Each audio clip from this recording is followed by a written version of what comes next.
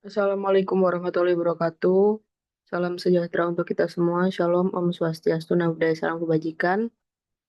Jadi, terima kasih untuk meluangkan waktunya untuk menyaksikan presentasi dari kelompok kami mengenai visi, misi, tujuan, dan strategi perusahaan.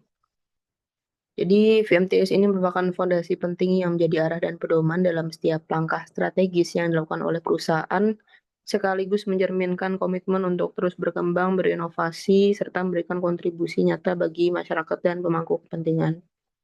Untuk itu, mari kita simak bersama presentasi yang akan disampaikan oleh kelompok kami. Semoga memberikan pemahaman yang lebih mendalam mengenai arah pengembangan perusahaan di masa kini dan masa depan.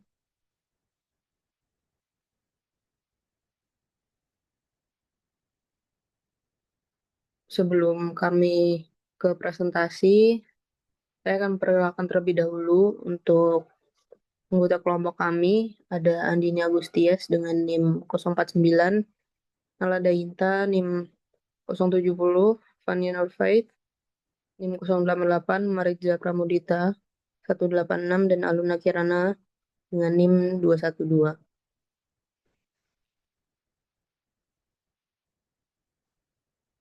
Oke, jadi kami akan membahas mengenai PT Pertamina Geothermal Energy, TBK, atau dengan nama singkatan PGO.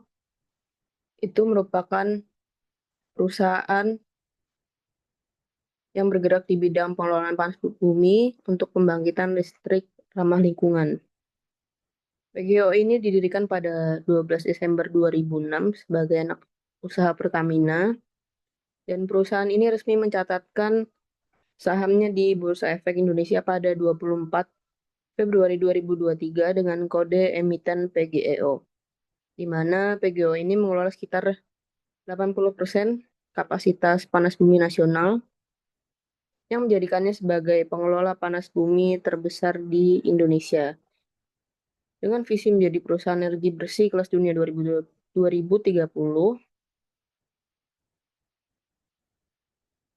PGO ini mengembangkan kapasitas energi hijau, mendiversifikasi bisnis ke sektor hilir, serta aktif berkontribusi dalam penjualan karbon kredit. Dan sebagai perusahaan energi hijau, PGO masuk ke dalam daftar 50 perusahaan ESG Global terbaik 2025 versi Sustainalytics dengan skor risiko ESG negligible 7,1. Next slide.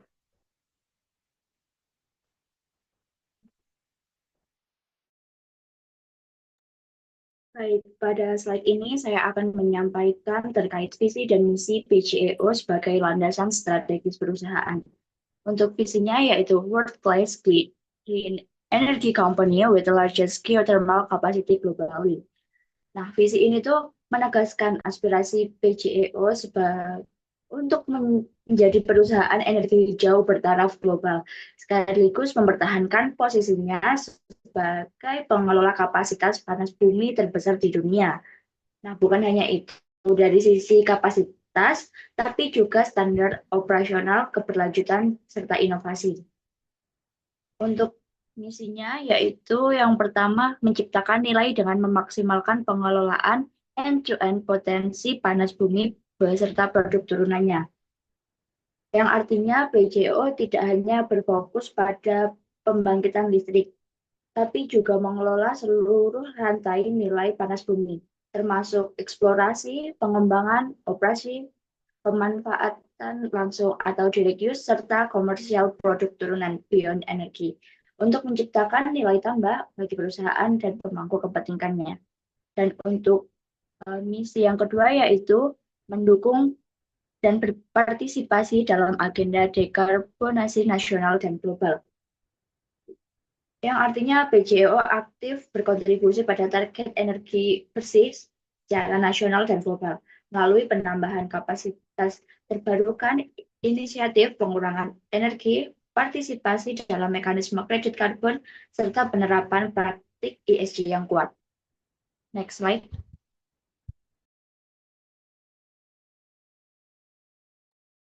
Lalu terdapat dua tujuan dari berdirinya perseroan ini. Yang pertama, yakni untuk memperoleh keuntungan berdasarkan prinsip pengelolaan perusahaan secara efektif dan efisien.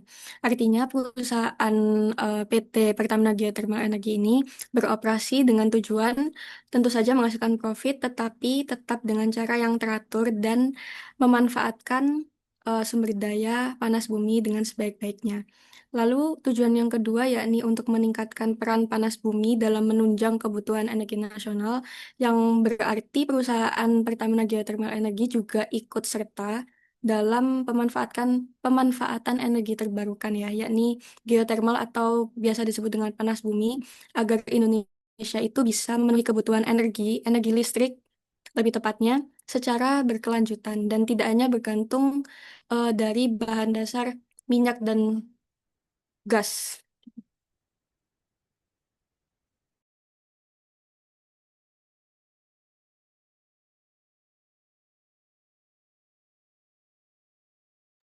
Oke, selanjutnya yaitu strategi perusahaan pada tahun 2020 sampai 2023. Untuk strategi perusahaan, perusahaan membuat tiga strategi. Strategi yang pertama yaitu managing base value optimization from current asset base and project. Untuk strategi yang pertama ini, perusahaan akan mengoptimalisasikan aset dan proyek existing dengan menjaga keandalan operasi. Perusahaan juga akan memperkuat teknologi dan digitalisasi dan menerapkan budaya HSE dan operational excellence. Lalu perusahaan juga akan mengembangkan SDM untuk mendukung dari visi perusahaan. Lalu untuk strategi yang kedua yaitu stepping out from existing activities. Perusahaan akan meningkatkan produksi dengan implementasi bottoming unit pada lapangan existing, dan perusahaan juga akan melakukan percepatan kegiatan eksplorasi dan pengembangan di WKP. Lalu perusahaan akan berpartisipasi dalam lelang WKP, dan yang terakhir perusahaan akan melakukan penguatan kinerja finansial. Lalu untuk yang strategi yang ketiga atau yang terakhir yaitu business transition, sustain and continue to develop strong base in geothermal. Di strategi ketiga ini perusahaan akan mengembangkan portofolio bisnis baru untuk meningkatkan profitabilitas dari perusahaan, termasuk memanfaatkan energi panas bumi langsung dan produk turunan.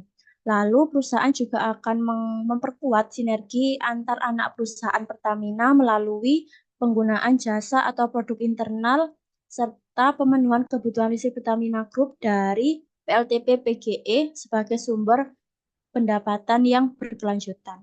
Next slide.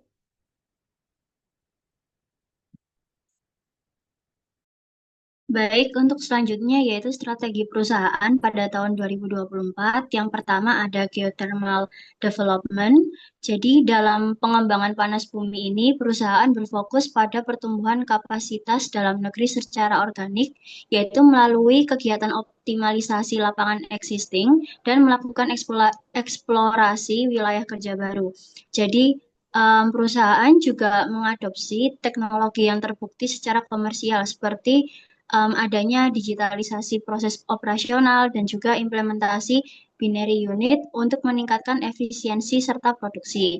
Selain itu, perusahaan juga terus mendorong adanya kolaborasi strategis dengan berbagai mitra, baik nasional maupun internasional, guna untuk memperkuat pendapatan, memperluas pangsa pasar, dan juga untuk membangun ekosistem energi panas bumi yang berkelanjutan.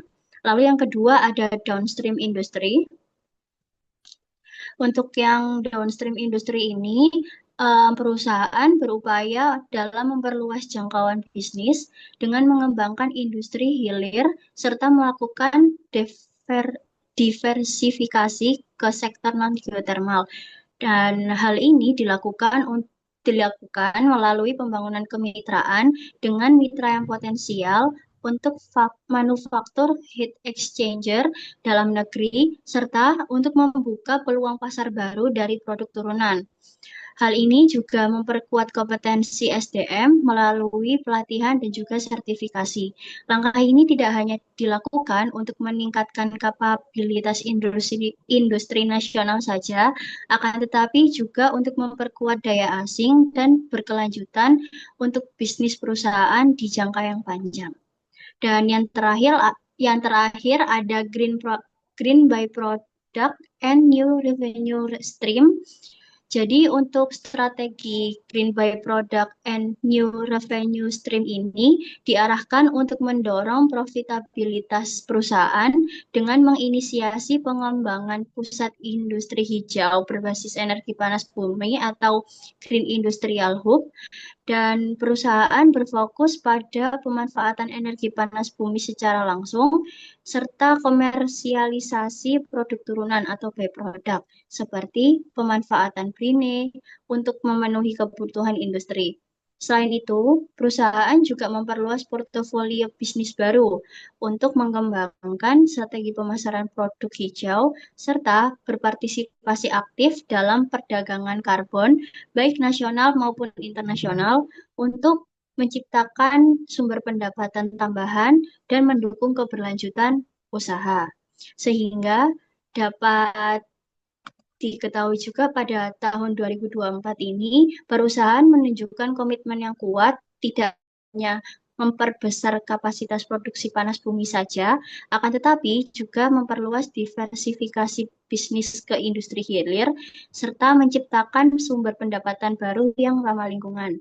Dengan mengintegrasikan inovasi ini, serta inovasi teknologi, kolaborasi strategis, serta pembangunan produk hijau, perusahaan berupaya dalam memperkuat posisi sebagai pemimpin energi terbarukan di Indonesia, sekaligus berkontribusi terhadap pencapaian target yang berkelanjutan global. Next slide.